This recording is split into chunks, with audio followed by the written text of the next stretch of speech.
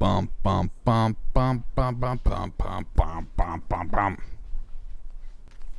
My mom just said when we were kids, when we had our lemonade stand, because we had a bunch of fruit trees in the backyard, a bunch of avocados and some kind of exotic stuff. You know what a cherimoya is? Cherimoya? I think I bought one when we were doing something once. It has these huge seeds. It looks like a big green strawberry, like big. Yeah, like an artichoke, but kind of like strawberry shaped. And it has like a very white, like an off-white flesh on the inside, and there's huge seeds, like really big, dark brown seeds. We had a bunch of weird stuff in the backyard. And we would go down because we're at the bottom of the neighborhood where we lived, where the main, like one of the main two inlets was, and so there'd be a bunch of people passing during rush hour, and we would sell fruit and lemonade. And I think it was mostly fruit. That's what people paid for. And my mom just said that one time we were selling, and she came down to check on us, and we had $200. That's amazing. Could you imagine? I don't really remember this, but we had so many fruit trees, and they made so much fruit, and for whatever reason, we must have just been like out at a good day at a good time.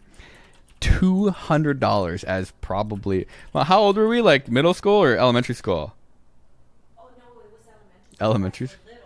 Like 8 years old.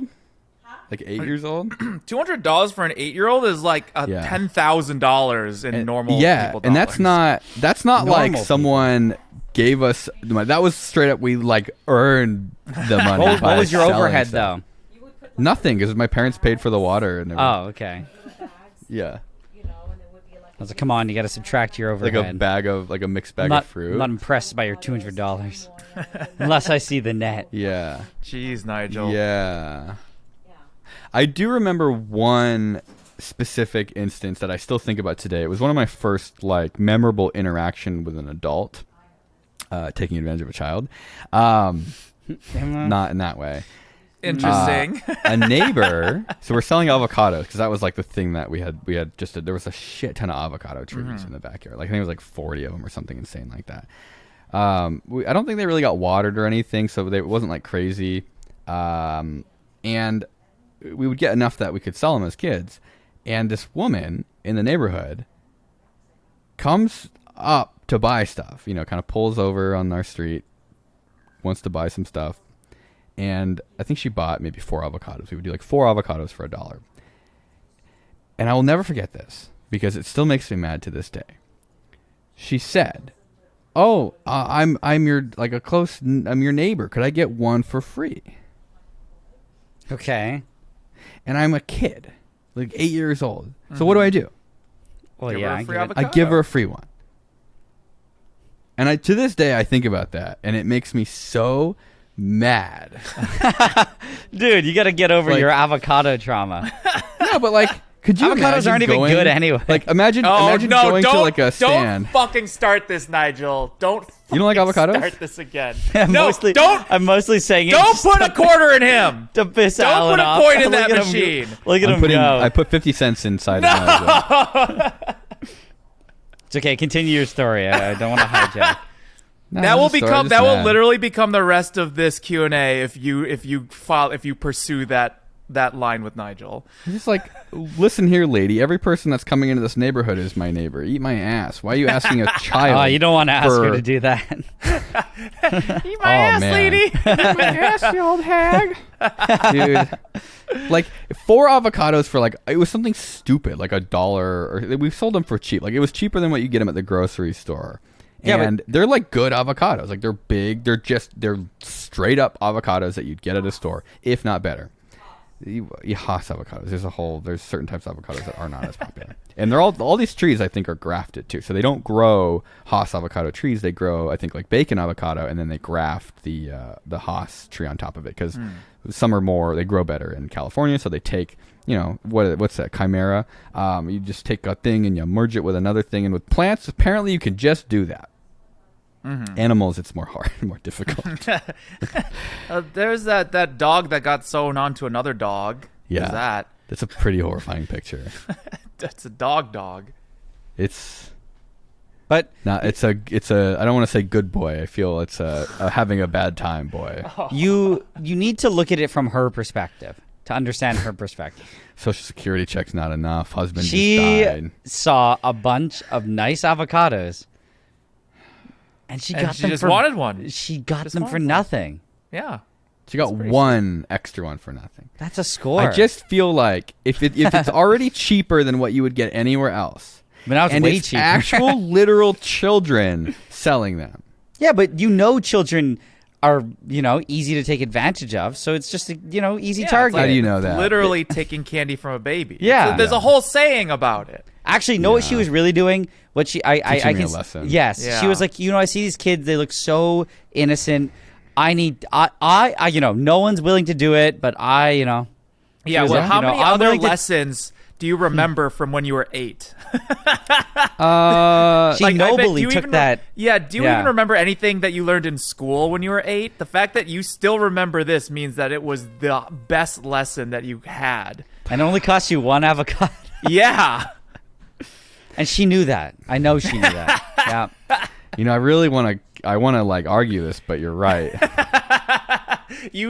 That was like the only takeaway from that year of your life. How do you approach a teacher or an adult in your childhood that like to your face said you were never going to amount to anything, and in the result of that being you saying absolutely, eat my ass, and you spent your entire life just to prove that person like wrong? Like how do you go back to them later in life and say, like, I know that you're a dick and I still think you're a dick, but I also want to thank you because without you having told me that I was not going to accomplish anything, I would think never have you- accomplished anything. I think you wait until they're on their deathbed. Yeah. I think that's when it's most effective. No, I think. or not deathbed. They have to be in a position like they have to hate their life, so you can go back and go, I love my life, Yeah. and push Well, I it think in and deathbed shove is it in because their face. Deathbed, you could actually, you could actually still be a complete failure, and you could still go up to them and be like, "Well, guess what? I'm gonna be alive, and you're gonna be dead. So who's laughing now? You may have been right about me, but at least I'm not dying." Oh, you got him, Alan. You got him. Sucks to suck. You spit on them and walk away.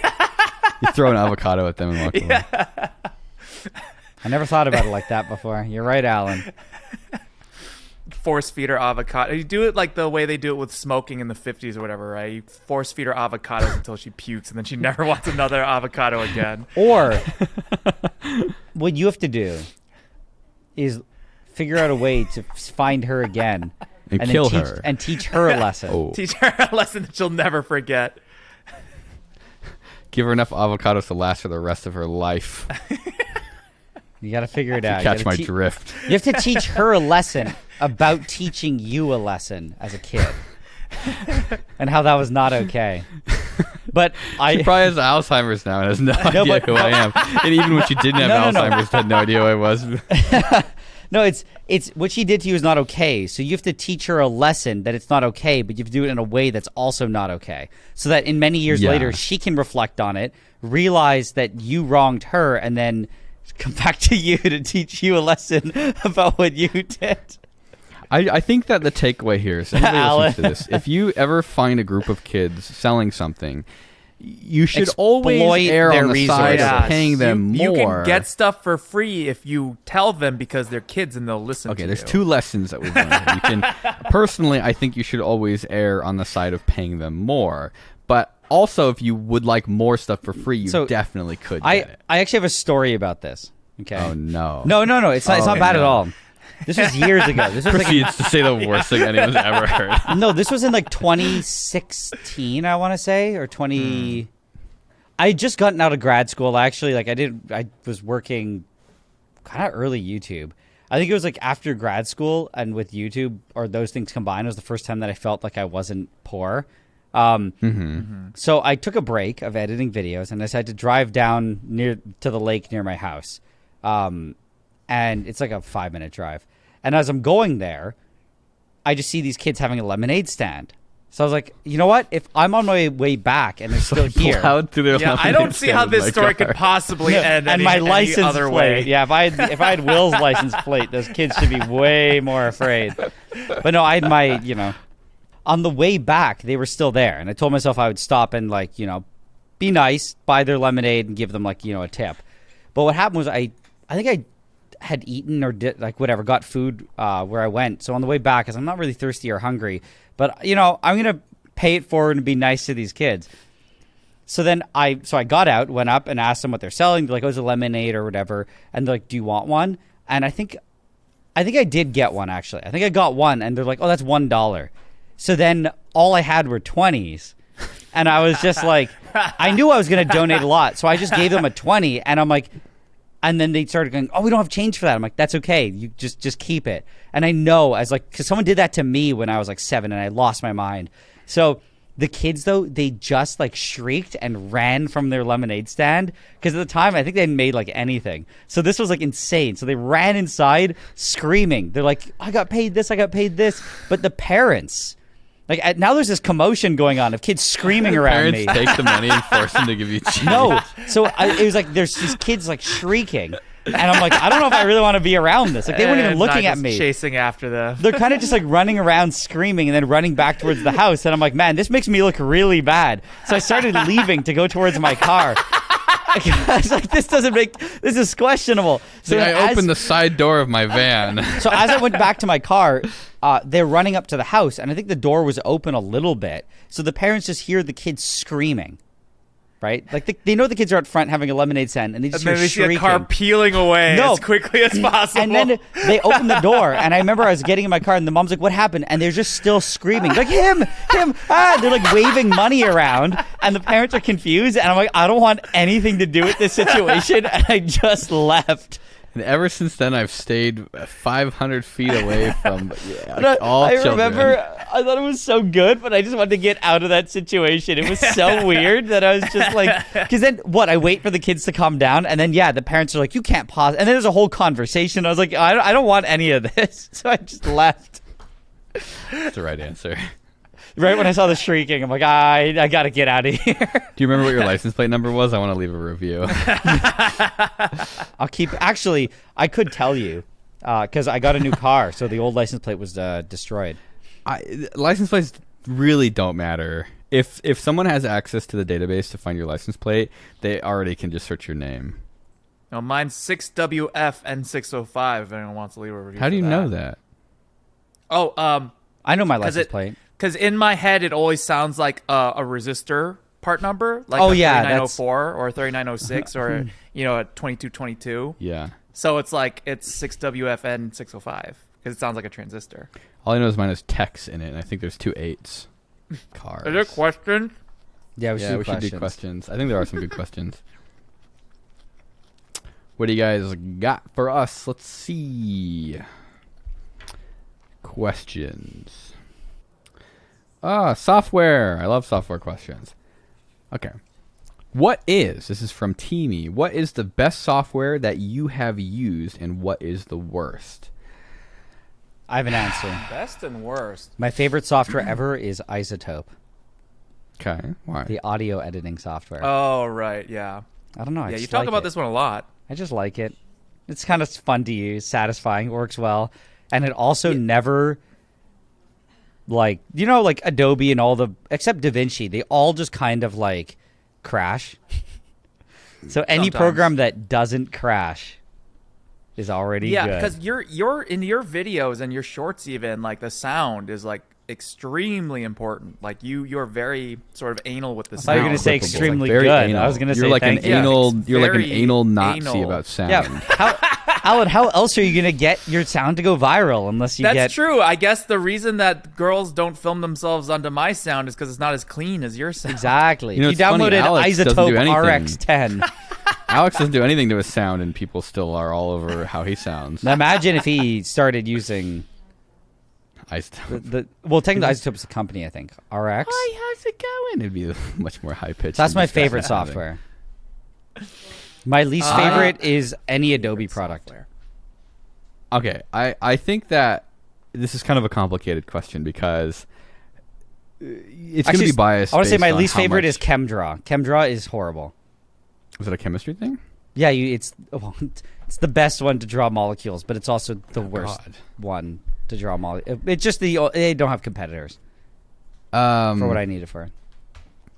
So I think this is kind of relative to how ingrained the software is in your day to day, right? So if you are using something a lot, I think you're going to be more likely to get angry with it. And the more you use it, the more flaws you're going to find with it. So something that to me feels like the best software ever is like Blender.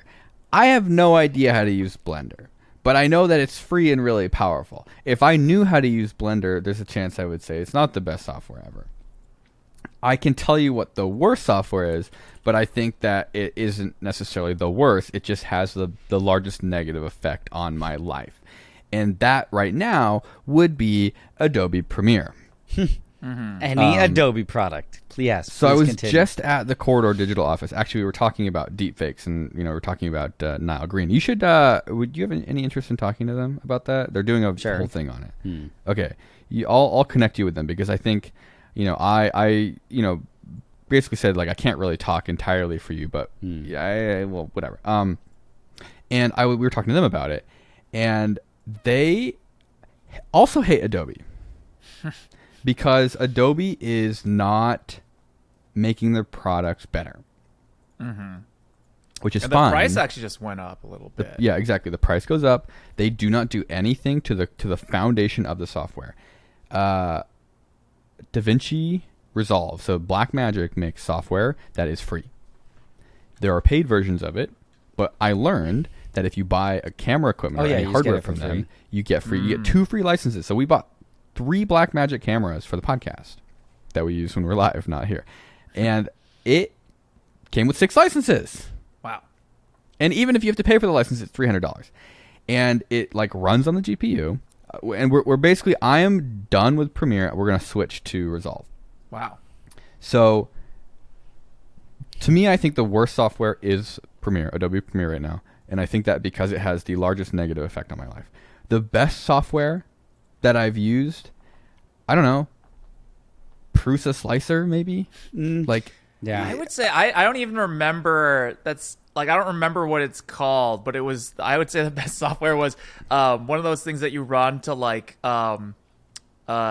when you accidentally have deleted a file from like a flash Oh, like a drive, disk digger? and you like recover it. Yeah. I don't even remember what it's called, but that's like I was trying to think what's like the best feeling I've ever had from using any kind of software, and that's the one where I was like, I got my video back, thank fucking God.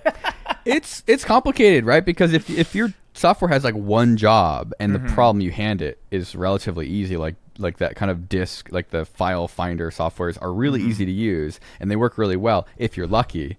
Sometimes depending on how your files get destroyed, it doesn't work so well.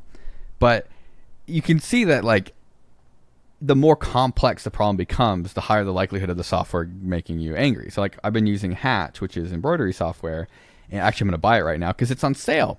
Guess how much money on sale this embroidery software costs to generate files for the embroidery machine? Normally 1,000 on sale for $750. Basically, yeah. It's wow. right now on sale. It's $800, and the full price is $1,100. Whoa, and dang. It is enragingly bad. It is absolutely the best thing that exists for what it is. That's no. What you just described was ChemDraw. Yeah. It's like, And unfortunately, it's the best yes. of the worst. Yeah. Yeah. What are you gonna do? The thing, So- yeah. I don't know. I think that like Prusa to me has a very simple job, relatively complex algorithms. It is open source and very inclusive, and it works. It just works. I think- and I really like it. I think that's the key. Like when something just works and like you said, doesn't piss you off. Like the reason why I hate Adobe are small reasons. And one of them was they introduced the stupid save as copy function. Why? It literally makes my brother uses Photoshop all the time.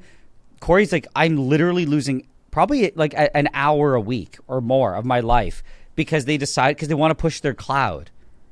Oh yeah. I think So you can it's like- Right. disable that. There's no? probably something you can no, but it's the fact that you used to be able to just, for example, if I saved something as a PNG and Yeah. it still kind of works if you just hit Control S, but they have two different things. Like one is like save as and will only give you 5 options, and then save as copy would be like all of the other photo options.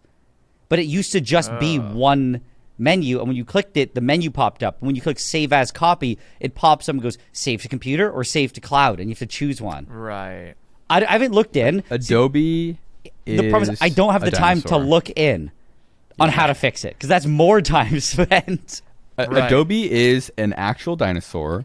They like essentially my understanding after some conversations yesterday. I was talking to Ren and a handful of people we were hanging out with yesterday, like Nico, and they went to some event where they got to talk to somebody on the After Effects team. Ren complained about something with the Roto Brush, which is like an automatic masking tool, and the answer he got from the guy essentially amounted to.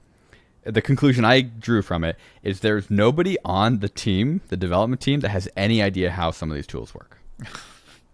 Nice. Like, they literally cannot fix stuff because they were not the developer, and that team like either doesn't, or the people aren't there. They genuinely do not understand how the system works, and they will never be able to fix it. Like Adobe, essentially, I think to be able to compete, like the storm that's coming is their software is decaying quickly enough now at this point, where they're going to have to do a total rewrite of everything, because right now they're just like stacking piles. They're like building up. I want to say my building complaint about the save as copy. You can definitely just say don't show this thing again, so you don't have to choose the cloud. But now that I don't remember exactly what my rage about it was, because I'm looking at it now. It doesn't seem that bad, but it's like when I'm it's bad. No, but I think it's because if you saved it as a PNG, it's like every time you hit Control S. I forget exactly. Something happened where it's like it used to just auto save, and now it would make a window would pop up, and you'd have to choose something every time. I don't remember exactly now. Why would you ever save your Premiere file to the cloud? Like, you're working on something. Okay, first of all, what does saving a video project to the cloud? Have you ever used Photoshop? Has anyone who listens to this ever used Photoshop? What's the largest Photoshop file you've ever made? Speak up. You have to be louder for us to hear you. What's the largest Photoshop file you've ever made? Me? 300 megs? 400 megs? 500 megs? I don't even know. I feel like, a lot of people use Photoshop. People listening to this use Photoshop. I've had Photoshop files over a gig. Yeah. Mm-hmm. When would I ever click save to cloud for a Photoshop file that is over a gig? When you want to hate your life? Now imagine Adobe Premiere, where you can easily have 100 gigabytes of video on the low end of a project, depending on what kind of files you're shooting. Nigel, how big are your project files for your videos? Big. How much footage do you have for one Nile Red video? A lot. Let me guess. A terabyte? Yeah. About. Oof. Is it? Yeah, usually. Okay. Adobe Premiere Well, depends, gives you the option to save your project to the cloud. 1 terabyte. I'll do it. Like Sold. like they introduced a feature to upload your exports directly from Premiere, where you can export it and you can enter your YouTube login and password and have it auto-publish to YouTube. Yes. Hell it's like yeah. filling up your gas while the car's running. You save so much time. It is like straight up. They have like, instead of free lunch at Adobe, they have free crack. And everyone's just high on crack. It's just like they're just things that I don't know. I find just a lot of things about Adobe bother me Because they don't make it better. Their goal is not to make the products better. They have abandoned their products. Like they straight up, their entire creative suite, they have abandoned. Like actually, they do not. You know what I'll say? Develop it the anymore. only good Adobe product, Media Encoder. That's all they got. Yeah, I mean, but even then, like, I mean, it encodes the media I put in, so. yeah, but I still don't think it's like. It's still like they can't handle certain things. Like Adobe is always late to the game for importing certain kinds of files and stuff. It's like, like Media Encoder, you think what its job would be to essentially take anything, Encode convert it media, to anything, and it still sometimes struggles to do that. And the thing that I think that bothers me, this is like subtle, this is just in the entire workflow. But like I guess it's Premiere, I don't use Premiere to export anything. Does it do it in the program, or does it all export to Media Encoder to encode the project? I honestly don't know how it works, but essentially what Media Coder is doing is like opening the Premiere file in the back end. I have no idea what that means. Yeah. It always seems to like go slow or weird whenever I do it. Yeah. I really genuinely think that Adobe's products it's like a scaffolding, and they keep building up and up and up, and they are not doing anything to increase the strength of like the foundation of the just software. gonna collapse. And it's just going to, I mean, it already Someday. is. Like, it already, like, Premiere struggles. Like, the performance of Premiere is so bad. Like, I wanted to do a video, but I don't know who cares about this, and it would be just sort of vindictive of, like, installing every version of Premiere up to, like, down to CS6. So, like, going 10 years back and seeing if there's actual performance degradation. Because, like, my mouse constantly misses clicks in Premiere. Like, it's constantly missing clicks. It's like I'm constantly like, it feels so bad. Like, we play video games, maybe not Alan, but it is amazing. Like playing like Modern Warfare, like Warzone. What is happening on your computer is genuinely fucking astounding. Right? Go on. Your computer is generating frames at 144 frames per second. That's like, I don't know what you're saying.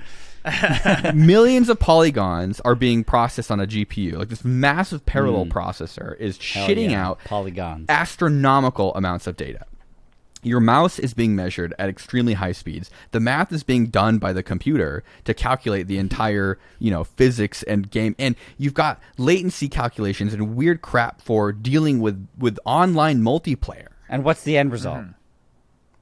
A game that runs near flawlessly. No, I'm saying the end result is just a bunch of people you still are going to rage the same amount of Premiere as one of those But what games. I'm saying No, sorry. is... Sorry, what I was saying is, I just want to say, Will, because you're describing it as such a thing of beauty, but most of this beauty is being yelled at by the user. Right. I know.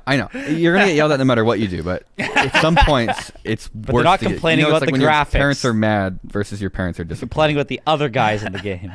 With Adobe, this is me being a parent being disappointed in them, where you see what developers can accomplish, And then you see what Adobe with a accomplished. computer, and then you see what Adobe is doing. Like the fact that Adobe is missing, like Premiere is missing clicks. Like I have to click multiple times, and you have a game that can run at 1080 or 1440 at 144 frames a second, and is like insanely tied to real time. Like everything's real time. I don't know. That's crazy. It just shows that like the technology exists to make their software not run like shit, and their software runs like shit because they're not investing in technology, because their developers are just building like little shit flowers on it to market it every year to justify the increase in cost. The entire thing that makes me dislike Adobe is that they do not offer just to purchase it. Right. The fact that it's subscription only, so you never own it. And then you're paying the amount that it would have cost you to buy it. Almost. It's like half or something. I don't know what it would be. But it's like you could have just bought it and used the software for like years. But no. Yep. You got to pay this subscription and you never own it. It makes me sad. It kind of feels like you have a friend who's now like a drug addict or alcoholic. Because like this thing that was once so great. Yeah. You're now more like you're looking back fondly on all the memories, all the times where your happened? clicks mattered. all the cool things, like when they introduced warp stabilizer, and content aware fill, and now they're adding like neural filters in Photoshop. Like who is using a neural filter? Like fix everything, make it like god, smart objects. Like I mean, maybe I'm just an idiot, but it feels like the workflow is so broken. Yeah, I always just rasterize everything. I really don't know what a smart object is. That's the problem, is it forces you to bake everything. Alan, but in After Effects, which I learned After Effects before I learned Photoshop. I rasterize everything because I don't know what a smart object is. I also don't know what rasterization is. A smart object is I assume it has to do with pixels. Imagine that. I don't know. Every time I click it does what I want, so I just keep clicking. Imagine a piece of software that can't handle putting effects on a layer without baking them into the pixels. And so what they do is they find a way to get around this by creating what is a smart object. In After Effects, what you do is you create a pre-composition. So you have a timeline that shows up in your project file as a video file. And then you bring that video file into another timeline. And so you have a kind of timeline in a timeline. So you can add effects and you can do all sorts of things. You can kind of layer things together. That's almost like folders-ish, sort of. There's After Effects still has a lot of problems.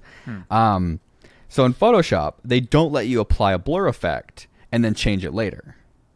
You kind of can do that with smart objects. But essentially, they're like forcing you to lock everything down. Which works well for a lot of things. But it's just archaic. I think we it's should. just the whole thing feels. So I think we've come to the conclusion that Adobe is bad. Adobe's shit. So what's the next question? Man, I don't think I never let me go into a room with an Adobe employee. Oh, I was gonna say about ChemDraw too. Actually, this is the last thing I'll say. Is Fucking. do you know how much ChemDraw costs? Is this like professional software? Yeah. What is ChemDraw? Sure, Yeah, It's tell me li- the industrial scope of it. So ChemDraw is like an industry standard, which is just used in chemistry, biochem. It can do a lot of stuff. Like it's actually a very powerful program, and it's gotten a lot better since I started using it. Are there simulations and Yes, stuff in you there? can do Like, like simulated spectrometry analysis. Like you can do like 10 grand. You can do simulated spectral analysis. So you can like, there's stuff like that. Some people don't use it that often, but you can do also like 3D modeling of some stuff. I do the most basic function, which is just draw the molecules. 10 grand? Oh, you're saying so? I think it's less than that, but it's like when I bought it, I paid for it last year because my student version ran out. I don't know how it ran. I don't know how it kept going for so long, but it ran out. Finally caught and ya. I paid. Finally it was figured out you weren't a student anymore. $600 for 1 year. Guess what happened? It expired in September, and I went to go use it again. Guess what the price is now? $1,600. Can you buy packages, or do you have to? You want to buy it? You want to buy it? $5,000 Whoa. So or do they have 4,000 different tiers, or maybe it was less. No, Because the lowest garbage tier is what I wanted. I think it was like $3,000 or $4,000, and I'm like, oh my god! so you know what I did? I went on eBay. I found some dudes selling some old versions from like 2016 because they are straight up the same, $200 a piece, or no, $150. So I bought both of them, and I'm like, you know what? Now I have too much ChemDraw. Yeah, The software- is like that Nice. I too. was gonna say, you know what the software does, which pisses me off? Sometimes I drag an image into it, okay, just like a JPEG. It crashes. No, you export it as a JPEG. The colors are wrong. You export it as a PNG. The colors are wrong. I had to go through every single. Sometimes you have to randomly choose different formats until you find the one. For some reason, BMP seems to like be the one that Bitmap? is the only one that has the correct colors. And then there's other ones like that JPEG. It's just always choppy and garbage. And I'm like, this, if I bought it, was a $4,000 software, and you can't even export an image. I'm telling you, Ran over. I have Ran over. solidified. Like after we had the podcast where we talked about like how much money is too much money, what's sort of the diminishing returns of money. That if I did, because I what did I say? I claimed that if I won $100 million, that it would make my life worse, and I wouldn't want to get that much money. I would. I still stand by that. 'Cause then I can buy what I ChemDraw. would do with it, what I would do with it Actually, is I no, would I can't take support some amount of money that you would just live the rest of your life with, but everything else would go into some sort of like either non-profit or like trust, something where you like have to spend it in a way where like it has to be used for projects and like public projects, like open source fix stuff. these And what things, yeah. well, no, I wouldn't fix them. My whole goal would be to make better open source free alternatives to destroy the companies that make these products that You're have gonna end made up my at the, life at the bottom of a measurably worse. lake.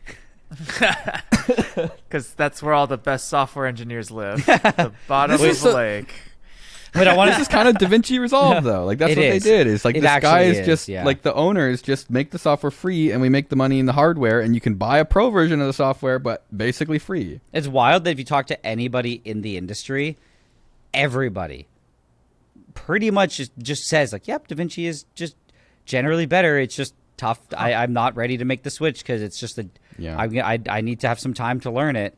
I'm doing it. It's happening. The next video I do is gonna be in Resolve. ChemDraw, the only reason why I don't abandon it, because I know the viewers are going to say there are other alternatives to draw molecules and do stuff. Correct. I just want to say it's because I've done it I've done it since I started the channel. I'm like 7 years. I sometimes go back and pull different diagrams. I need ChemDraw. Otherwise, it's going to make my life worse. You have a permanent license, though. Just learn something new and then keep the old temp. They've trapped me. Okay, wait, is there a standard format for these or no? What do you mean? No, it's their own proprietary. It's their proprietary. Oh, okay. But I got them for $150, so I'm good, man. Anyway, we can. Do they lock you out? Like, will they say, "Oh, this version's old" or something like that, or is nope? it If you bought it, you have it forever. I'm pretty sure. No, but I'm saying like in Premiere, what they do is when you upgrade Premiere to the next year and you try to open an old file, it forces you to it's the worst. Like, what new features did we introduce? Literally nothing. Literally nothing. Oh, you can't open it. Yeah. Oh, no. Project_1. Oh, that's what you're right. Dude, I have worked on projects. That's a good point. I didn't think of that. 2 of those where there's 2 concatenations of _1 because it has to change the file because it's like, holy shit, you morons. Don't make me super sad. I'm saying I hope I don't try to open my files and it says it was made in a newer version. You'll just see this. You go to the Now Red channel, it'll say this channel's unavailable. I'll just quit. I'm gone. Software as a service, I think, is one of the it's worst fine. I think it's totally things fine. ever. I pray. All right, next question. Yeah, sorry. Did we answer your question? I said new question, then I completely hijacked it and started it again. Do you like banana and mayo sandwiches? That's from I'm a Geek. I've never had that. It doesn't sound like it would be good, but I mean, who am I to judge, right? My problem is mayonnaise. I like bananas. It sounds too mushy to me. I've seen people put mayonnaise into like kind of cakey things like desserts, like as some like a moisturizer. It's the wrong word for that. But apparently that's a big secret at like restaurants. Is apparently there's a lot more mayonnaise being used and stuff like that than you would think, and that's sort of like part of the secret of like things tasting better or different. Like when you go like salt-free mayo, maybe something that doesn't, because I could imagine putting mayo in something like that would. I don't think it's like a ton. I think it's like, enough. Why even put cake in it? Just eat the mayo with a spoon at that point. That's what I'm thinking. I mean, so I'm a big fan of mayonnaise. I think mayonnaise is like an underappreciated condiment. Yep. And I have this is gonna sound cursed, but hear me out. Alan thinks it's gonna sound bad. It's gonna sound really no. bad. It's actually I implore you to try it, but okay. It's a sandwich that I invented. Okay. And it's Spam, peanut butter, and mayonnaise. I swear to God, it's pretty good. Miracle Whip. Is it peanut butter, fried Spam in the middle, or even raw? Is it raw Spam, is it good or just surprisingly not bad? I have eaten it by choice. When I had other options available, I chose to make a Spam and peanut butter and mayo sandwich and ate it. It's pretty good. I'm thinking. Pretty good. I'm trying to like simulate in my head what that would be like, and I think it's savory, it's salty, it's a little sweet, it's very umami. It's good. It's good. Just trust me. It's good. You have to be willing to accept, like, if you're not a fan of Spam to begin with, obviously the sandwich isn't going to work. But if you can accept the Spam, especially if it's, fried, I think it's a solid sandwich. So that's why I'm not immediately going to dismiss banana and mayonnaise. I think Nigel's right. I think there's probably a texture problem there. But I don't know. Maybe. Ian's keeping track of all the things we say in these podcasts. And the ones that could be turned into extras, he's writing down. Okay. Are you suggesting we try all our personal sandwich recipes? Yeah. Do you guys have sandwiches that mine is a sandwich. It's got mayo, peanut butter, and Spam. It's very similar to yours, but you do it in a different order. It's a different order. You have to flip it upside down, otherwise the wrong one hits your tongue first. I have like a kindergarten yearbook where we had to like like submit a recipe, or I don't even remember exactly what it is. And the one I submitted it's like honey on toast, and it's like instructions on how to make honey with toast. So we could do that. I could do my childhood recipe of honey good. toast. Yeah. What's the recipe? Do you remember? Yeah, so what you do is you take a piece of bread and you put it in the toaster, and then once it's done toasting, you put honey on it. Whoa. Yeah, I could imagine that being pretty good. You know, it was good enough to write a whole recipe out. Nigel, you can't have fiber, right? So what do you don't put stuff on your sandwiches? You sort of like eat no, like shit no for- lettuce, no tomatoes, No, no nothing like it's that. kind of a wishy-washy rule. So it's like I still put vegetables on my sandwich. What? I thought you couldn't put like lettuce on your sandwiches. I never know. I just never know. It's no. It's the fact that like it's not like a food allergy or anything, right? So it's just like what I've never done thorough tests. I just know that You know, we should do a video where we just take control of Nigel's life for like a week, and he's like in a room and he has to eat the stuff we give him, and we just sort of like give him all these things and just sort of see what happens. so what We get like a fluoroscopy. We could like see what happens when he puts lettuce in. All his I stomach. We know- can watch the lettuce. all I know is that like basically my I have a slow stomach, so it's like it Yes. doesn't digest things quickly. I think it's been getting better Yeah. with Okay. time because usually Is it your stomach or your It's the whole digestive tract? it's the stomach. I really like the idea of film because I've always said that Nigel is a walking season of House. So how cool would it be to actually film him as like an episode of House? Yes. It would really not Try be and very. diagnose It his wouldn't be problem. very. We filmed the whole thing with an X-ray camera. because you guys make it sound more extreme than it is. Nigel, how much Dude, would I you have to literally pay you to swallow a pill cam so that we could see Nothing. everything? I would do on it the way out down? of for pure fun. I think that means we get to see his butthole at some point. Oh, I can be do it the other. I can do inside. it the other way too. Oh, backwards. Hey, wait, I just realized do they cut that part out where they poop out the pill cam, or does it? I think they usually don't. Well, because you're supposed to just flush it. You're not supposed to keep them. So I'm not sure if they ever care about that bit of the So they're footage. streaming, they pull the video out of it like wirelessly? So I've looked into this because I wanted to do a video at one point titled something like "I swallowed my friends," I shrank my friends down and ate them.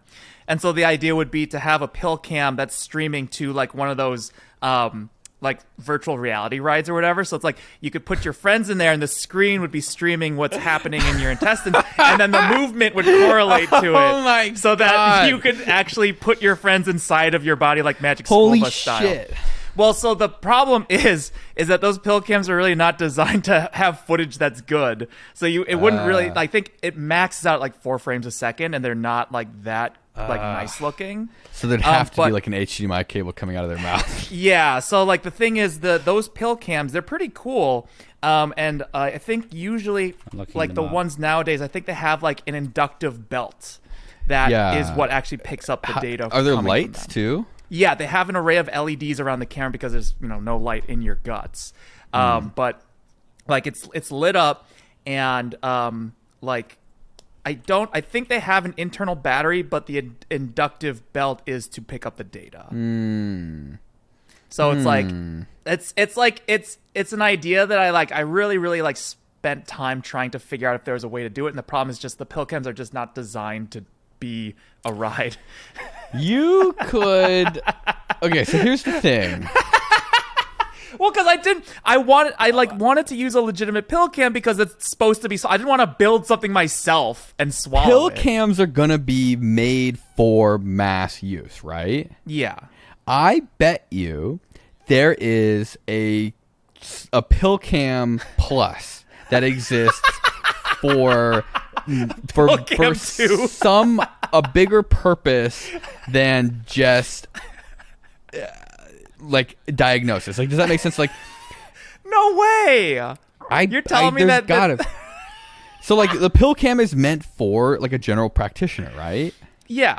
Yeah. There has to be something that exists that's meant for a bigger problem, or like something more research based that is higher resolution, that maybe you don't flush, you actually have to dig through the poo-poo to get it back out.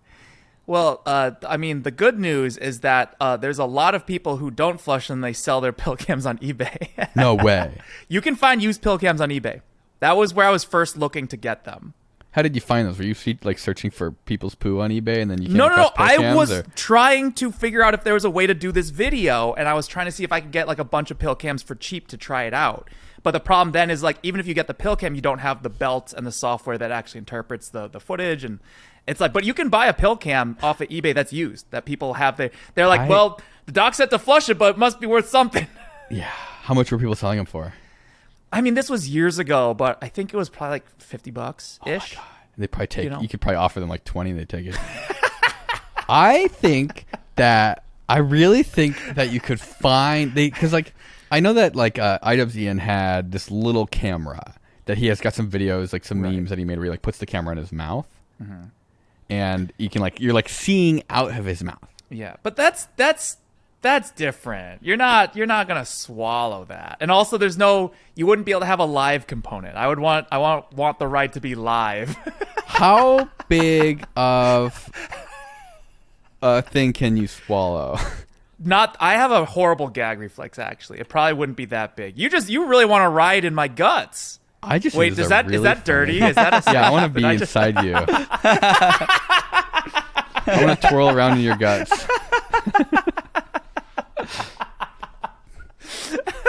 That came out exactly the way you intended. Exactly the way. I just think it'd be kind of fun to like be in a car that's streaming the inside of one of your friend's intestines, and it like kind of rocks gently back and forth depending on how the video turns. Here's my question. Is 4 frames a second not enough?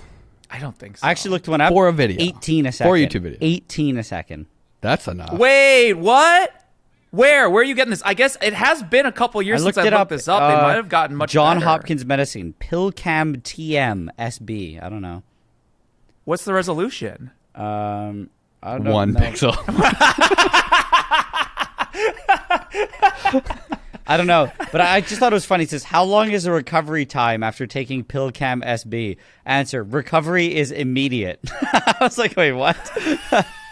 It's just like, okay. Why would they even write that question and then the answer like that? Recovery is immediate. It's like, no, there was no recovery. You didn't have to recover from anything.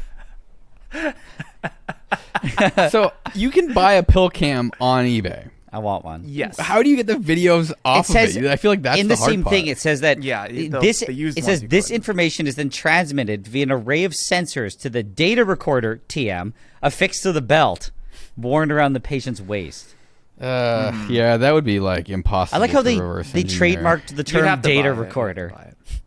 I think that this is something where you'd have to find somebody who has this equipment, and you'd have to get their like not permission, but you'd have to get them on board. And I almost think that you would have to do like you could do the motion control thing, but you'd probably have to do it like visually, like optically. Yeah.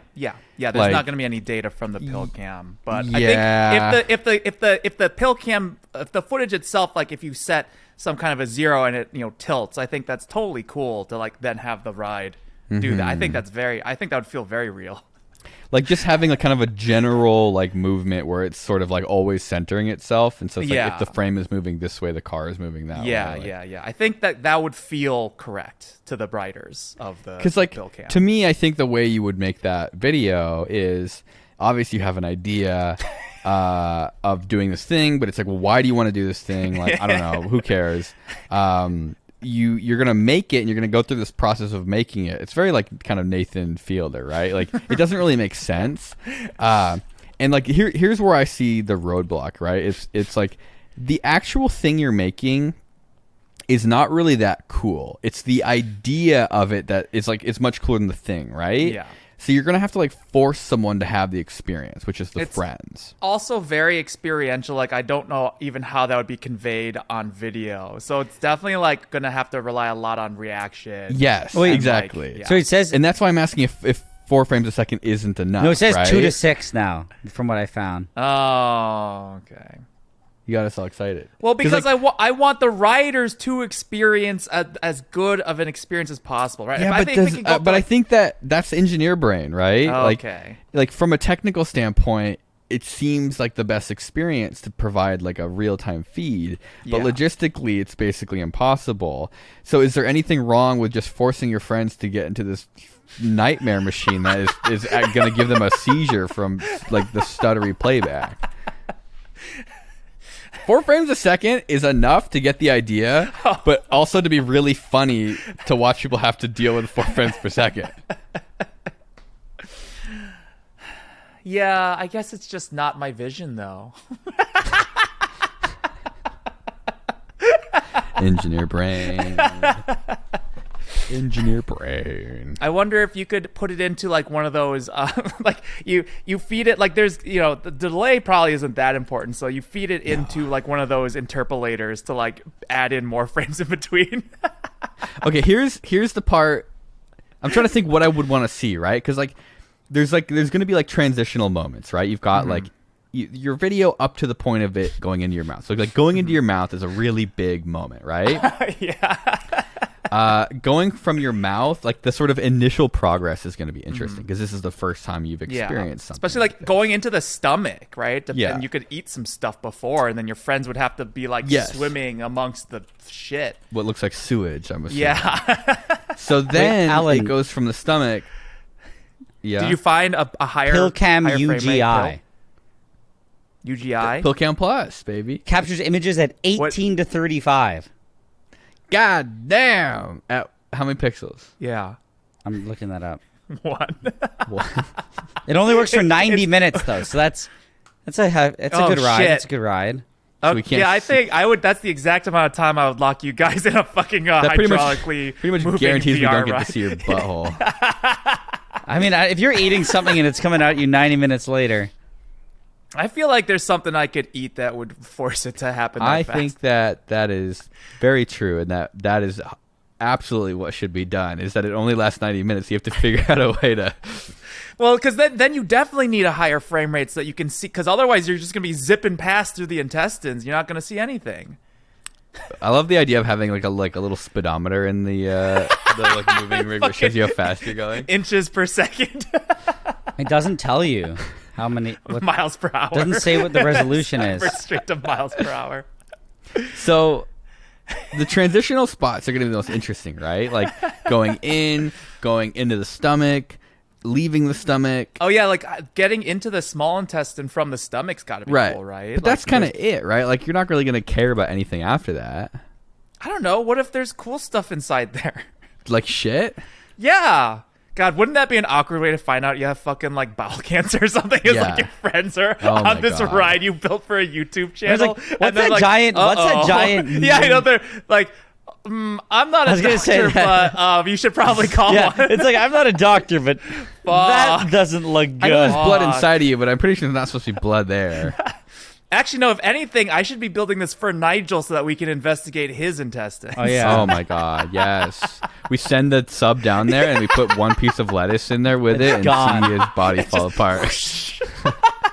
No, so I never finished saying what I was saying. Basically, there's no real science. It's basically that anything that slows my stomach down is bad. Basically, so I can push it. I can have. What if you put something in it that slows it down and then also something that speeds it up? The only thing that speeds it up is what? Like there are drugs that. Milk of magnesium. I mean, or this something? started because I was trying to ask you if you had a special sandwich that you would make for yourself, Nigel. Oh Somehow yeah, we got to putting submarines into each other's butts. that was all you guys. Because we were talking about our sandwiches, and I wanted to know I am what a geek. Can Nigel we answer your sandwich- question about what kind of sandwich, the banana mayo sandwich? You know, I want you guys to hear me out. He asked a yes or no question. Oh no. Well, he learned that there's a pill camera that can do 18 to 35 FPS. How does somebody ask a yes or no question and the conversation derails into cameras that come out of your asshole? Easy. Oh, that, All right, that next was actually next question. Moving Wait, on. did we even answer? X Adam XK. I think the answer was, do we like the sandwiches? No, we never had it. So, have any of you ever experienced imposter syndrome? If so, how do you handle or overcome it? As a software dev, I feel like it only gets worse with time, and I'm curious to hear your perspectives. Honestly, no, I know what I have. I know what I bring to the world. I never really feel like I guess because what imposter syndrome is, what is imposter syndrome? Like feeling like you aren't accomplishing these goals yourself? No, I think it's that, if you reach a certain like status or level or whatever, you feel like that you're like a fraud, or that you don't deserve it, or that you haven't really like, I think it's common in like what performance and research, and it's like if you get a PhD and you're like, well, I'm actually a stupid piece of shit, like, that sort of thing. Okay, wait, I think I just realized I do have imposter syndrome, but it's backwards. So every time I accomplish something, it makes me respect the other people who have accomplished it less. So you turn other people into imposters.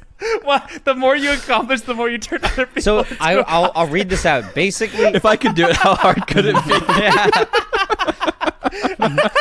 That's honestly, somehow that's healthier than the other way around. I don't know how exactly that works. You make, I guess Will makes a big discovery, and then he just leads to a big accusation, like some guy, big guy in the field. It's like, you sir are a fraud. I'm an idiot, and I did this.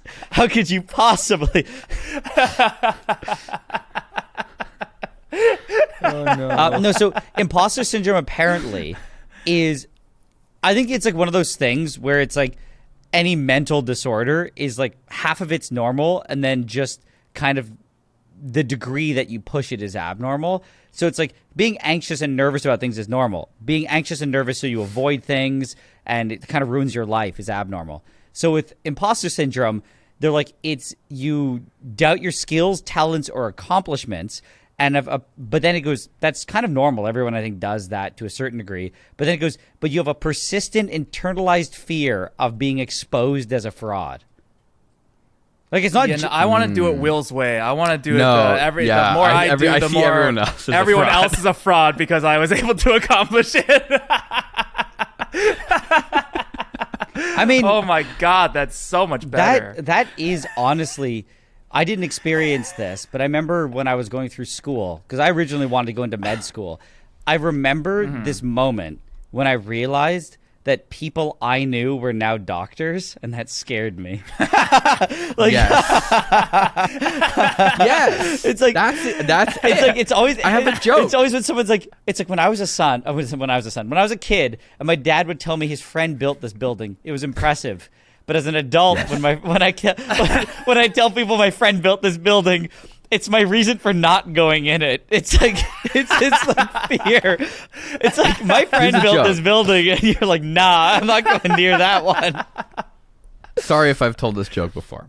There's an airplane. And there's a bunch of professors on it that's going to like a convention, and they're talking to each other. And it's like, oh, we're all going to the same convention, and so they realize they're all engineering professors. So doors close, pilot gets on the intercom and says to all the professors, the academia of engineering on the plane, all right, ladies and gentlemen, just before we start the flight, I want to let you know that this plane was built entirely by your past students. All the professors start screaming and panicking, trying to get out of the plane, except one professor. And someone asks him, like, how are you so calm? Like, this is a disaster. Like, we're going to die. And he says, do not worry. The plane will never leave the ground.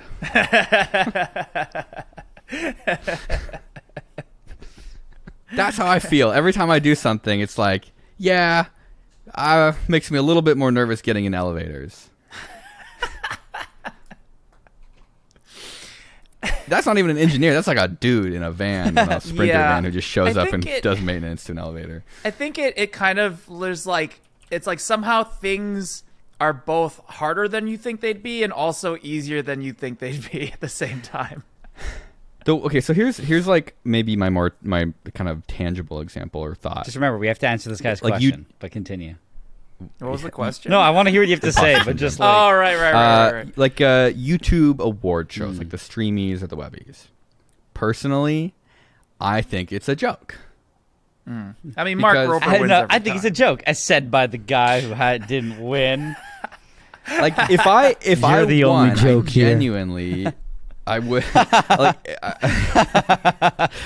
I think I got nominated for something 2 years ago. Like, I think it was the Streamies or so. I literally I don't even remember.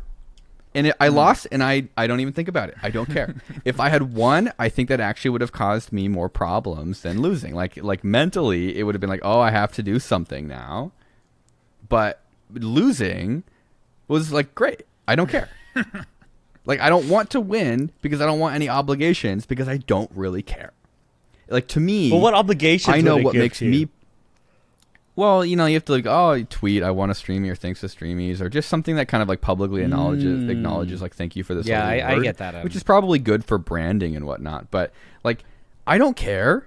I don't like. To me, making videos is like, I'm proud of making and publishing videos that people enjoy. I don't care about winning an award. Like, the award means nothing because it's not based off of the quality of the product. Like, they have no idea who you are. Like, I'm proud of the thing. The award means nothing. And so to me, when I see people who are like super excited or chasing the awards or like, thank you for the award, it means so much, it's just like, who cares? I don't know. I mean, That Maybe might I'm be just more. I mean, an old the man. accomplishment might be more of like a recognition thing for some people. I think of like. Why do you need recognition? You already, people watch that. That's the recognition you need. People is are people enjoy your content. monkeys. They want guess. other monkeys to look at them and make yeah. noises. Yeah. I mean, so to answer the guy's question about And then the monkey on the stage feels really good. I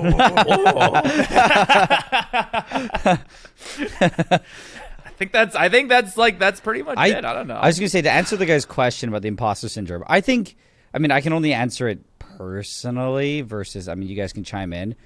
It depends. Like, do I have it at the extent that it would be deemed imposter syndrome? No. I feel like that's like actually a mental thing where it's like, I think it's normal to doubt your skills, but if you actually think you're going to be exposed as some sort of fraud and you got there by luck, that's probably something you got to build your self-confidence or something. But I do think it's normal to just be like self-reflective and to wonder, like, if you do win, like you said, if you just win an award for something, it's kind of just like, it's epic. But at the same time, my first thought would be like, I would just be like, really? I'm the guy who won the award? Wow, that's this award is meaningless exactly. if I qualified exactly. It's So here's Hey, my. wait, sorry, it my, reminds me. like- Sorry, I just want to tell one quick stupid joke. It's something that I've always thought was funny, and I feel like it makes sense. It's like, There's an airplane No, on the no, runway. you have to and tell it. it's filled with professors. it's also an old joke where it's like people talk about dating, and they're like, my biggest red flag in dating is that she likes me.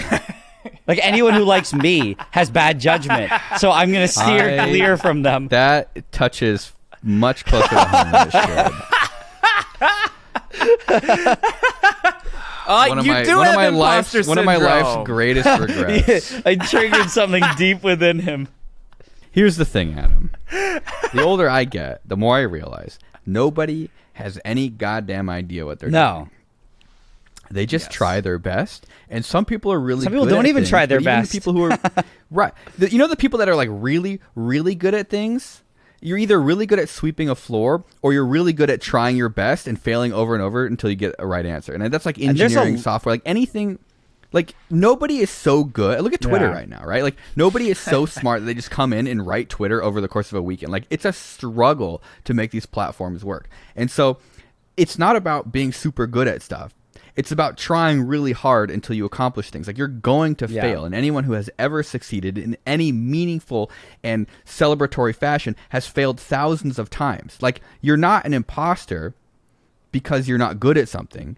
You're a real successful individual who has put in the work and the effort to accomplish something, even if you struggled the whole time. I think because that's how you accomplish things. Nobody has any idea what they're I doing. agree with everything you said, and I think the big difference is that a lot of the people, if you actually are qualified and you feel like you haven't, like, if you did legitimately like con your way into a job, like, falsify your resume, it's okay, then maybe it's not imposter syndrome. But it's like, if you did your degree, you whatever, it's like there are reasonable facts there that it wasn't just like you're a con guy.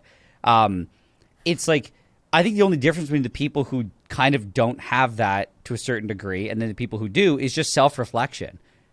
Or like saying it's self-reflection, but then also this like level of confidence that makes you not care. So like the one story I have is when I was traveling in 2014, I met some random girls in Australia when I was going to the this island called Rottnest Island. Good Chad. If you guys are watching this, shout out to these people watching it. Big shout out.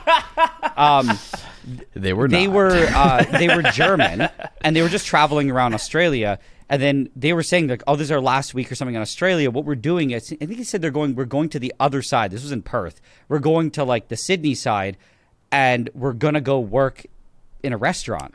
And I was like, They started their vacation in Perth. they did a bunch of other stuff, landed in Perth, and then they made their way Okay. across. I think they were going to Sydney, and they're like, "Yeah, we got a job as chefs, like for a restaurant." And I was like, "Oh, you guys went to cooking school?"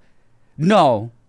What? Like, what do you, or something? One's a chef and the other one's like a whatever. They have actual important jobs in the restaurant. And I was just like, well, what is your qualifications? I mean, we like to cook back home. What? What'd you say in your resume? Oh, like 4 years experience as like as a professional or something like that. And I remember being like, aren't you guys like really concerned that they're gonna find out that like you're not telling the truth? And they're like, well, what are they gonna do then? Fire us? Let's find another job. And I'm like, well, aren't you concerned? They're like, no. I was like 23 at the time. I think they were like 21. They're like, who cares? It's just a random job. Like, so it's like they were willing. They lied on their interviews. They're actually going somewhere up north, I think of it. It wasn't in Australia. I don't know where. But it's like, I was just like, how? I would have nowhere near that confidence. But to them, they were like, it's just like, this is half our vacation. We just want money to pay for our vacation. And the crazy thing is, I spoke to them like 6 months later. They did their job and no one ever found out, which I don't really understand. There's a guy who started a crypto exchange who basically stole $1 billion from people, and they looked into it and realized the whole thing was basically like a man in a garage with a piece of notebook paper and a pencil keeping a spreadsheet. And The ledger was an actual physical ledger. So how do you get that confidence? I think that, I think we're all doing pretty good. I just want to say my only the- comment on the- that is that's an extreme example, but it's like there's a that's an actual imposter. yeah, that's an actual imposter. Yeah, but it's like so I would there say is a that it's real like if you've- way to do it. If you've got imposter syndrome, that's almost like an indication, like a self-affirming indication that you're not. I Yes, think that's any what I'm saying, imposter like- would never get imposter I think Yeah. we should clarify something. Adam, you didn't by any chance start a crypto exchange called FTX, did you? Or have anything to do with it. No, but I think what the Alan's fact saying that is true. Adam is even asking that question, I think shows Adam's It's- competency in the whatever field he's It reminds me of, again, another comment where people say, like, someone goes, like, am I a bad person? And they're like, if you're asking that question, you're not nearly as bad as you could be. Because it's like the person who, no, but they said the person, if they're asking somebody else for their input, they're like, the people who are truly bad people have probably thought of it and they just don't care. It just doesn't, it Could just be like- doesn't I mean, matter. I definitely could imagine a situation with somebody with the right combination of mental illnesses would see asking somebody if they're a bad person as some sort of coping mechanism and a way to manipulate a person into Yeah. Okay, but I can see see it that. as a very, but I'm saying that if a random friend comes up to you and it was like, Yeah. this happened. Am I the asshole? I'm like, even just asking that, you might have been in that situation, but right. it overall shows that you have some sense of like trying to be nice. Whereas the people who are Self-reflection, yeah. actual douchebags, I've spoken to some people who are like that, and they'll tell you a story, and you'll say, Yeah, "Aren't we you?" do it every week on the Safety Third podcast. But you'll be like, you were kind of an ass in that situation. Maybe. Who cares? Like they just, it's Yeah. not a problem. Like it's just so Yeah, it's like the yeah. moment you're self-reflecting and bringing it up, It's a good you're start already already, yeah. showing that like You're thinking about how to improve. yeah, recognizing which is the a sign problem. that you're not somebody who probably conned their way in because you would not have. You wouldn't be this far if you. I mean, if you falsified your entire Watch, resume. This is the what's his name? The guy. But if you falsified your Totally. entire resume, you wouldn't be questioning if you're an imposter. You kind of know. All right, IOU mayonnaise. Thoughts on smoking and nicotine? I I think love it. that. More smoke is better. I wish think- it didn't look so cool. Yeah, I wish that women didn't find it so super attractive Yeah, that's- and want to have sex with you because you smoke. I mean, that's why I smoke. It Yeah, hasn't worked other than yet, that. but I'm still smoking. I started smoking and all I got was cancer. At least you got lousy cancer. something. I think that if you smoke cigarettes, you're an idiot. And I constantly, anybody I know that I see catch smoking that doesn't smoke and is just doing casually, I will relentlessly give them shit for it. There is no reason to smoke cigarettes. If you really are really hooked on it, I think vaping is bad, but it's probably better than cigarettes. I think you just maybe should work towards not smoking. If you like nicotine, the nicotine gum. What, do people just chew that recreationally? Yeah, I mean, a lot of people start it to quit and then just kind of stick to it. I think that my general philosophy is that being dependent on any like substance is just not time to think about. It's just a waste of time. I never really got the appeal. My dad smokes, or he did smoke. It's hard to tell sometimes when he quits or doesn't. Yeah, I don't really know. Yeah, my dad when he went to buy cigarettes always. My dad actually came back with a carton of cigs. Shit. The legend is. He was a little kid, like, holy shit! Holy shit! Your dad is actually the dad, and he chose to come back to your family. There's thousands of kids your dad abandoned. Yes! He picked you. USA. I never. I'm gonna say I never really understood it, but then when we were in Florida, you got cigars just for funsies. Oh yeah, that's. And I was smoking. I was like, wait, this feels really good. No, but see, I could never really experience nicotine, even just in my mouth. And I didn't keep smoking after that, but I did really enjoy the cigars. I think one time it's like, I have a pack of cigars here. I know I think said cigars that are it's an bad, exception. but it's essentially the same thing. No, but I've got. I said being dependent. I don't like, but it's like. But what I'm saying is, I didn't really get it. But then when I tried it and I felt really good, I was like, whoa. I could totally see doing this every day. Yeah, but so Alan, but that's not how you feel every day. When I do buy on cigars, I buy these ones. Guess how long these have been sitting on the shelf in the room? Too long. 2 days. 8 months, and it's unopened. Like, I think that habitually, like if you have a habit, because when you say like cigarettes and nicotine, I'm assuming that it's like a regular thing. Like most people's habit is regular. Casual stuff is fine. It's just what Nigel's saying with the regularity and the dependency on it. Like if you are consistently doing something and you recognize that it's probably not a good behavior, you should definitely think about weaning yourself off of that behavior. To me, it weirdly enough, that type of stuff, it stresses me out because what'll happen is I'll start to get anxiety that I'm like, what if I don't, like, let's say I don't smoke, but it's like, what if I need, like I smoked a pack a day, I would start to be like, what if things are closed and I couldn't get cigarettes and my day's going to suck? What if, no, but I cannot believe there's no way. Is that actually what you think about? Yeah. And that's why I don't get dependent on anything. Cause have you ever talked to Nigel? Yeah, but like that's the most insane way to think about why not to smoke cigarettes. No. I think smoking is unpleasant. But I'm saying like but also what if I get addicted and the store is closed? Okay, when you say it like that, it doesn't sound very good. You said it like that. I would get addicted if I had for sure access 24/7 to these, but the fact that I might not means that I cannot I had be addicted unfettered to access to a substance that I knew I would get addicted to. What I mean more is that like your part of your schedule is now locked in, otherwise you will feel bad. And that's what I'm saying is like, if in my day-to-day life, like I went yesterday, I just went to the store to try to get like just whatever, a chocolate bar. I don't know what heroin. It was. And I realized I showed up 2 minutes late and it was closed. But it doesn't matter because it's just like, who cares? I don't actually need chocolate. But it's like, imagine I was like, you know, I really depended on cigarettes. I guess you would always keep, it's just the idea of, I had my friends who smoked a lot.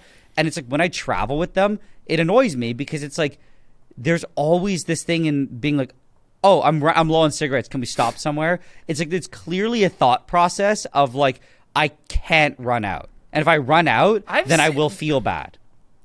When you're in the U.S., Nigel, you go absolutely hog wild crazy over iced tea. I stopped that. I've seen this.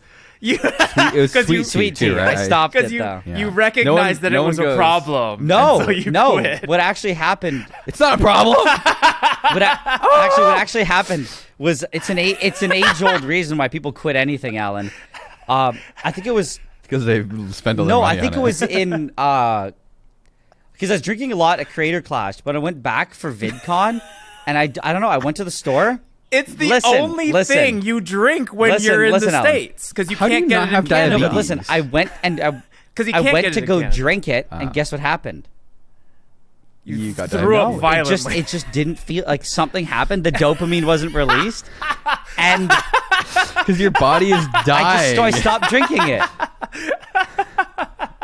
Your body is letting you know. It's letting you feel Maybe I had to do the pain. equivalent of whatever drugs are, like upping the dosage. I don't know how to do that with iced tea, so it just didn't hit the same. So I had to stop. You have to put more, so you have to go get. You have to get syrup Yeah. pancakes. Yeah, syrup. you gotta start concentrating. No, it. I don't know. I think You get a spoonful of sweet tea and you boil it so it gets more concentrated. I just kind of stopped. I don't know why. I just didn't. It wasn't the same for some reason. How do I solve a truss? Oh wait, so that was my. This is from Not a Bot. How do I solve a truss system in engineering? This is vectors. Is that like mechy, like statics? Yeah, it's like I'm assuming statics. It's just like vectors through I never did the that points shit. and the nodes. It's yeah, I don't know. I mean, vectors. You just Was he asking for homework advice? that's how you. I can't imagine. No one's dumb enough to come here and ask us for help with their homework. They know we can't help them. I know that the mitochondria is the powerhouse of the cell. No, that's an is true. age-old fact. yeah. Sorry, Not a Bot. We can't help you. General Hugo, if I make an IRL version of the Heimlich the caterpillar Heinrich. No, it says Oh, I Heimlich. guess I don't know. What? If I make an what IRL is it? version of the Heimlich caterpillar flashlight for a video, mini documentary, and making the actual crime against nature, can I mail it to Alan so he may live out his questionable dreams? Did I tell you guys? I showed you who I was talking to. No. I had a conversation with the man Oh himself. no. Mm-hmm. Oh yeah. And he is 100% on board for a watch mini out, 'cause documentary. This guy, I'm pretty sure he tweeted at me. I said, yes, send it to me when you're done. Because I don't Oh, did know he if it- recently?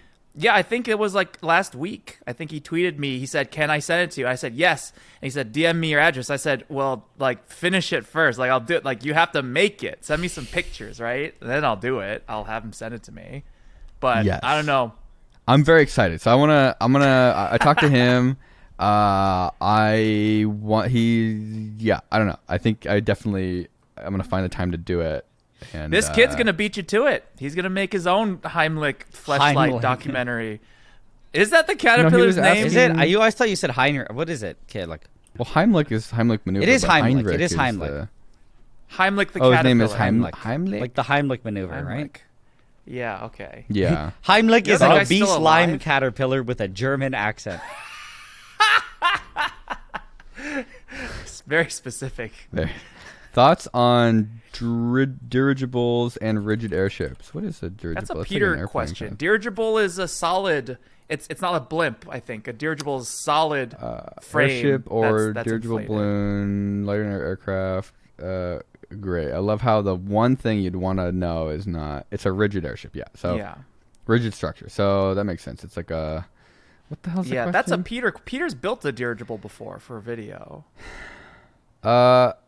I feel like rigid airships are way more difficult. No, a Zeppelin It is like makes- fully inflatable, and so It you don't makes have sense though, right? Does I it, feel though? like It's more I'd material. I feel like I'd rather ride in a dirigible though than a blimp. It just feels more. to. Sturdy. Oh, they're just asking about thoughts overall on rigid airships in modern aviation.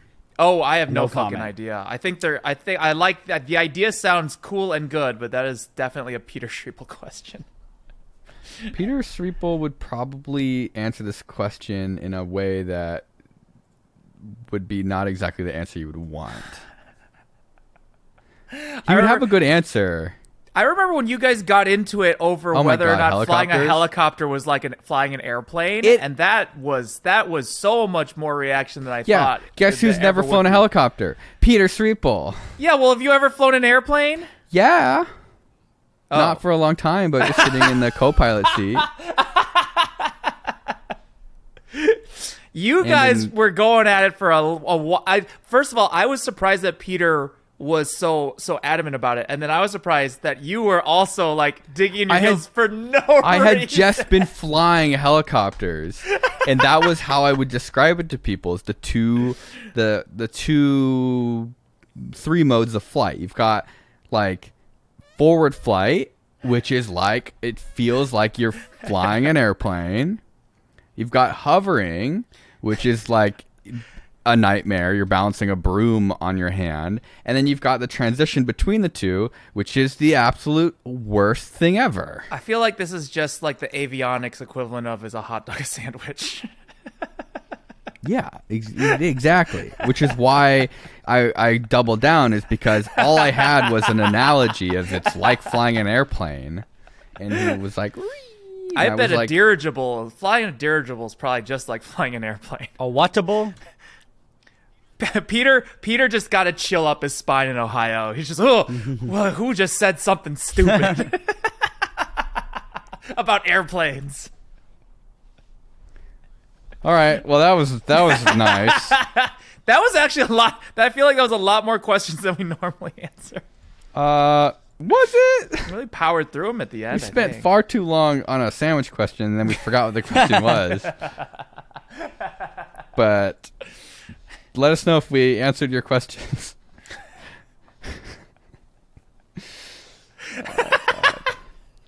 And we'll see you guys next week.